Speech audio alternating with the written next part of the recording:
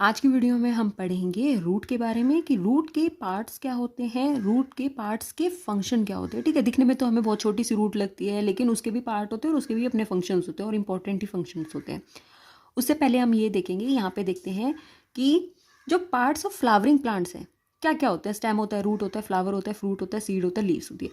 लेकिन जो रूट होते हैं वो तो सभी में होती है। ठीक है, फ्लावरिंग प्लांट हो गए, नॉन फ्लावरिंग प्लांट हो गए, सभी में रूट होती है। ठीक है, देखो ये हमने बात की फ्लावरिंग प्लांट्स होते हैं, उनके ये पार्ट्स हैं। अब इनको भी दो में डिवाइड किया गया है, वेजिटेटिव पार्ट और रिप्रोडक्टिव पार्ट। वेजिटेटिव पार्ट में क्या होता है, रूट, स्टेम और लीफ। अब रूट का काम क्या होता है, ये सॉइल से वाटर लेती है। ठीक है, स्टेम क्या होता है, स्टेम सपोर्ट प्रोवाइड करता है, ठीक है, प्लांट को।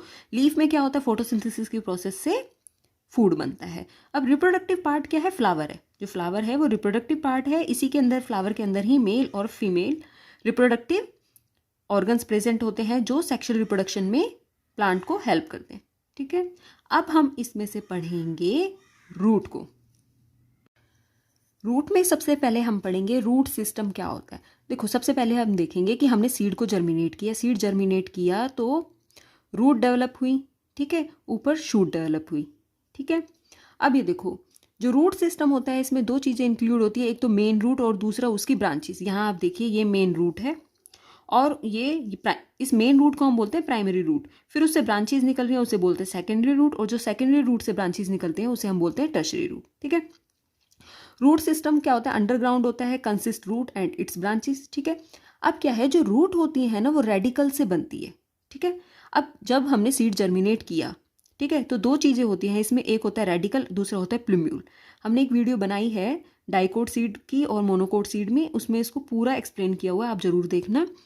जो रूट होती है ना वो निकलती है रेडिकल से। ठीक है, R for radical, R for root, बच्चे कंफ्यूज हो जाते हैं।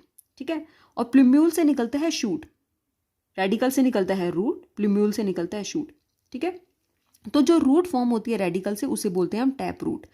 Tap root along with this branches तो क्या बना देती है, टैप रूट सिस्टम। जो प्राइमरी रूट है ना वो टैप रूट ही होती है। ठीक है, प्राइमरी रूट है टैप रूट, और उससे फिर ब्रांचेस निकलती हैं और इन सबको इंक्लूड करके बोलते हैं हम रूट सिस्टम। जो रूट होती है वो नॉन ग्रीन होती है क्योंकि इसमें क्लोरोफिल एब्सेंट होता है, तो इसमें फोटोसिंथेसिस की प्रोसेस नहीं हो सकती। देखो, सबसे पहले हम बात करेंगे रूट कैप की। रूट कैप क्या होता है और ये कहाँ पे होती है, रूट कैप, रूट सिस्टम में रूट कैप कहाँ पे होती है। ये देखो, ये प्राइमरी रूट है, उसके सबसे एंड में रूट कैप होती है। ये रूट कैप थिक होती है, प्रोटेक्टिव कैप लाइक स्ट्रक्चर होती है। ठीक है, बिना इसके जो रूट है, बिना रूट कैप के रूट हार्ड सॉइल के अंदर पेनिट्रेट नहीं कर पाएगी और पौधा जो प्लांट होता है वो मर भी सकता है। ठीक है, तो अब क्या होता है, ऐसा नहीं है कि रूट कैप की जो सेल हैं वो खराब नहीं होती, वो भी खराब होती है, डैमेज होती है, लेकिन क्या होता है, जो नई सेल्स होती हैं ना वो बनती रहती हैं और साथ के साथ पुरानी सेल्स जाती रहती हैं। नेक्स्ट है मेरिस्टेमेटिक जोन और जोन ऑफ सेल डिवीजन। इसको हम ग्रोइंग पॉइंट भी बोलते हैं। ये जो जोन होता है ये रूट कैप के जस्ट बाद वाला जोन होता है। ठीक है, इसको ग्रोइंग पॉइंट भी बोलते हैं, मेरिस्टेमेटिक जोन भी बोलते हैं, इसको जोन ऑफ सेल डिवीजन भी बोलते हैं। ठीक है, इस जोन में जो सेल्स होती हैं वो थिन होती हैं, उनका न्यूक्लियस लार्ज होता है। मेन इंपॉर्टेंट फंक्शन इस जोन का ये होता है कि ये कॉन्टिन्यूसली डिवाइड करता रहता है। मतलब इसमें जो सेल्स होती है ना वो बनती रहती है, नई सेल्स बनती रहती है, बनती रहती है। तो इस जोन पे बनती है सेल्स, तो ये कुछ जो नई नई सेल्स बनती रहती है ना, कुछ तो रूट कैप की तरफ भेज देता है और कुछ भेज देता है ऊपर की तरफ। ठीक है, तो हम ये बोल सकते हैं ना कि ये रिस्पॉन्सिबल है, जो मेरिस्टेमेटिक जोन है वही रिस्पॉन्सिबल है रूट की ग्रोथ के लिए। ठीक है, अभी हमने बात की थी ना कि जो रूट कैप की सेल्स हैं वो क्या करती रहती है, डैमेज होती रहती है, नई सेल्स आती रहती है। जो नई सेल्स आती हैं वो कहाँ से आती है, मेरिस्टेमेटिक जोन से ही आती हैं। ठीक है, और जो मेरिस्टेमेटिक जोन है ना ये सॉइल से मिनरल्स और सॉल्ट को भी एब्जॉर्ब करता है। थर्ड है जोन ऑफ इलोंगेशन। देखो, जोन ऑफ इलोंगेशन को रीजन ऑफ इलोंगेशन भी बोलते हैं और ये मेरिस्टेमेटिक जोन के बाद में प्रेजेंट होता है। ठीक है, अब देखो इम्पोर्टेंट जो फीचर है जोन ऑफ इलोंगेशन का, यानी कि रीजन ऑफ इलोंगेशन का, वो ये है कि इस जोन में सेल डिवाइड नहीं करती, सेल केवल मेरिस्टेमेटिक जोन में डिवाइड करती हैं। इस जोन की जो सेल्स होती हैं वो इलोंगेट करती हैं। अब इलोंगेट होंगी सेल तो क्या होगा, वैक्यूल्स अपीयर होंगे।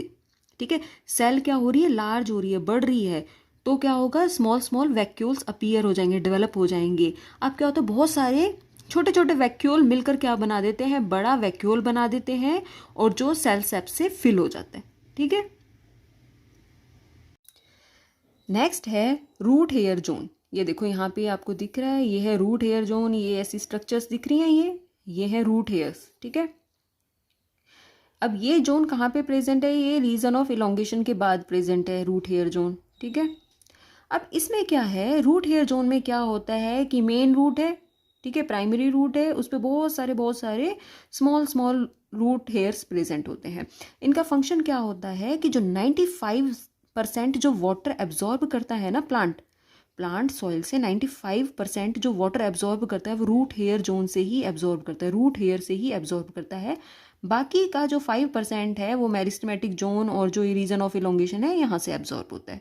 ठीक है, अब क्या होता है, ये भी जो रूट हेयर्स होती हैं ये भी डेड हो जाते हैं। ठीक है, और उसके बाद क्या होते हैं, नई जो रूट हेयर्स होती हैं वो डेवलप हो जाते हैं। अब मान लीजिए जितने ज़्यादा रूट हेयर होंगे, क्योंकि हम ये बोल रहे हैं कि जो 95% से भी ज़्यादा जो वाटर एब्जॉर्ब होता है वो रूट हेयर करते हैं। अगर रूट हेयर कम होंगे तो क्या होगा, वाटर की जो एब्जॉर्बेंस कैपेसिटी होगी वो भी कम होगी। अगर रूट हेयर ज़्यादा होंगे तो वाटर जो एब्जॉर्बेंस कैपेसिटी ऑफ प्लांट है वो भी ज़्यादा होगी। नेक्स्ट है जोन ऑफ मैच्योर सेल्स। ठीक है, यहाँ पर आपको ये दिख रहा है, ये है रीजन ऑफ मैच्योर सेल्स। आपको बता दें कि रूट जो है, रूट में जो सबसे ज़्यादा एरिया कंसिस्ट करता है ना वो यही रीजन लेता है। ठीक है, अब क्या होता है, जो इस पार्ट में जो सेल्स होती है ना उनके अंदर कोई चेंज नहीं होता। इस पार्ट की जो आउटर वॉल होती है वो कवर्ड होती है क्यूटिकल से। ठीक है, क्यूटिकल से कवर्ड होगी तो इसका मतलब क्या है कि ये वाटर को एब्जॉर्ब नहीं कर पाएगी। ठीक है, और इस पार्ट का काम केवल यही है कि जो aerial part of the plant होता है ना, aerial part of the plant मतलब जो रूट से ऊपर वाले पार्ट है, ठीक है, रूट से ऊपर वाले पार्ट हैं जैसे स्टेम वगैरह हो गया, उसको सपोर्ट प्रोवाइड करना। ठीक है,